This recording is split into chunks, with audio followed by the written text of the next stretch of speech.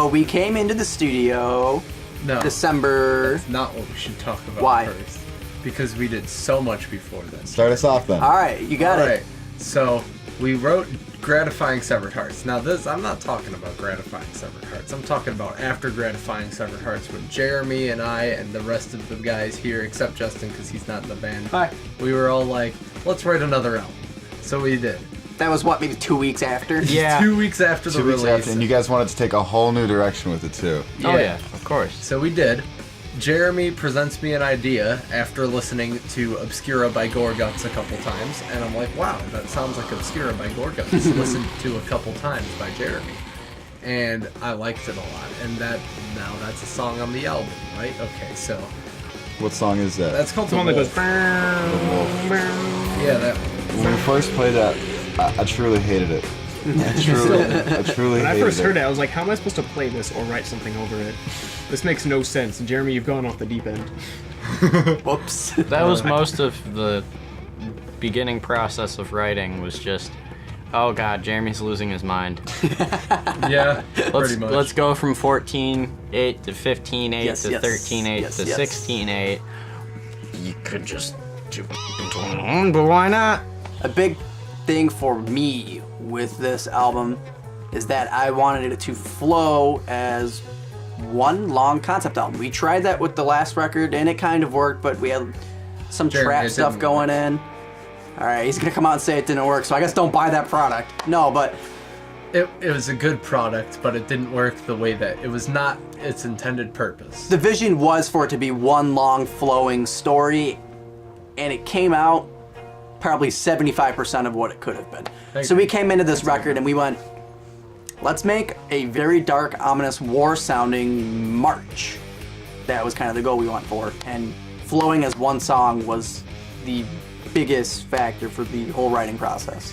The songs 1 and 2 were originally, when they first wrote, were just one song by itself before Yeah. we decided to break that apart into the two separate entities. So it was 27 minutes of music, right? Yeah, and then behind that, there was actually a version of songs 1 and 2 played together that we played at a bar that will never be played again because right after that we changed most of it. That was not the best show. That was a little rough. It was definitely at the beginning stages, but it was nice. It was almost like stand-up it was comedy, refreshing. where you have to try it live to figure out how it feels. Like it felt good to play it live and then like work out the kinks of it. I really liked that during the writing process of this album that we went to the live shows and we played our newer stuff, even though it was still in development, just so we could get feedback on it and understand like what areas might need some improvement, what areas people really like and are very receptive to.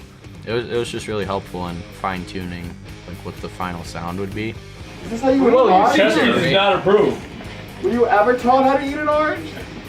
I felt like it was really refreshing playing it live because we've been playing all the Gratifying Severed Hearts stuff live since this lineup formed. Alright, so Evan, Hi. you put a lot of work in famously the night before we had to come into Mr. LeBreck's studio here. Can you fill the crowd in on that? I'm gonna tell you guys a story. So how we recorded this was we reamped all the guitars. We recorded DI on our own. We wanted to edit the guitar tracks, because we have a latency problem with Jeremy's interface. We got that solved, We have it solved now. but it was a massive pain in the neck while we were recording. So the issue was the interface was communicating at 24 bits, 96. The computer itself, in one of the settings in the back door of the DAW, was set to 64-bit float. Is that why I was late?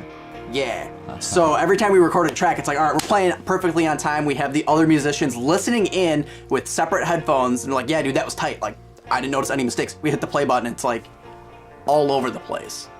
I spent one famous night editing every single part to fix that latency problem and any small mistakes. And Fade-ins, fade-outs, pretty much, yeah. Just making stereo it- stuff, guitars it all coming in on the sound left good. and the right. So when we brought the tracks into you, how did that help you out as a producer? Oh my gosh. It was amazing having everything lined up and painstakingly went through and made sure everything was aligned correctly. I don't know, if every band that came in worked as hard as you guys did to make sure that everything is kind of figured out beforehand. I hope he's playing RuneScape on that.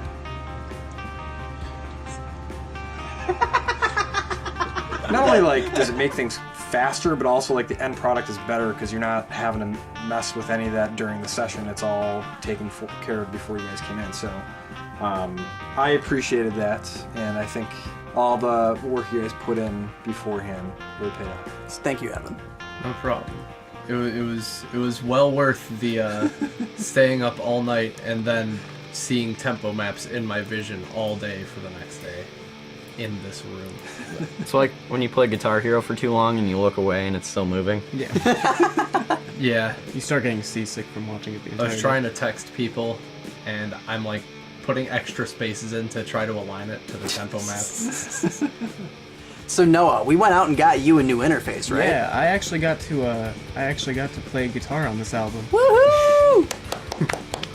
So we ran out, bought him an interface, got him set up. He tracked his guitar parts at home. He would give me the hard drive every couple of days. I would update them and do my master session, and then at the end we edited them all. The Mark of Sacrifice has been loads of fun to make. It is out July 17th, 2018. It's a Tuesday. Check it out. Sign up for Triguna's newsletter. www.trigunaband.com. To get more information, we send out our newsletters bi-weekly. Oof. Everybody. Does anybody know if Sergeant Pepperoni's is open? I'm gonna go get some coffee.